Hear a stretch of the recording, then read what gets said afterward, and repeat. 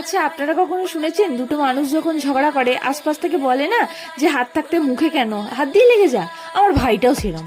আমি ওকে মানে ছুরি কাঁচি প্লাস হচ্ছে আমার এই পার্সেলটা এসেছে এনে দিলাম যে তুই এটা ওপেন কর, আমি একটা ভিডিও বানাই, আনবক্সিং ভিডিও হয়ে যাবে। ও ব্যাটার ওসব ধারই ধারে না, হাত দিয়ে কেটে দিল। যাই হোক, কিছু করার নেই, ও ওর মতো করে দিয়েছে। এই ট্রাইপডটা নিলাম বুঝলেন তো, কারণ নিজের ভিডিও নিজেই বানাতে পারবো, কারণ মা তো সবসময় ব্যস্ত থাকে আর ভাইকে তো পাই না। ও সবসময় বলে কি হবে ভিডিও বানিয়ে, এরকম একটা ব্যাপার। তো ও আবার নিজে ইউটিউব চ্যানেল খুলবে বলছে। যাই হোক গে, মানে পার্সেলটা আসার পর আমরা এটাকে আনবক্সিং করে নিয়ে আমরা মাঠে চলে গেছিলাম এক্সপেরিমেন্ট করব বলে। গিয়েই ভাই ড্রোন শট নিচ্ছিল। যদি ধান টান থাকলে এই জায়গাগুলো কিন্তু ভালো লাগতো, এখন ধান নেই বলে একটু ফাঁকা ফাঁকা লাগছিল।